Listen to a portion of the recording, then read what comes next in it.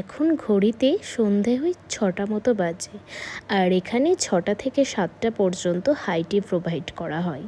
তো আমরা নিচে চলে আসি হাই টিতে। এখানে টি, কফি, কুকিজ, বিভিন্ন ধরনের পকোড়া, মুড়ি, ঘুগনি সব কিছু প্রোভাইড করা হয়। এক এক দিন এক এক রকম। তো সন্ধ্যাবেলা আমরা এখানে একটু ঘুরি, এখানকার সুন্দর দৃশ্যটা অনুভব করি আর চা কফি এনজয় করি।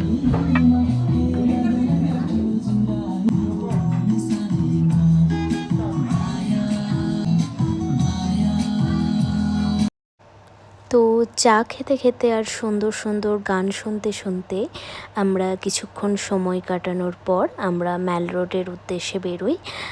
কিছুক্ষণ ম্যালে টাইম স্পেন্ড করে আমরা গ্লেনারিতে চলে যাই। আর গ্লেনারির ফেমাস হলো বেকারি আইটেম।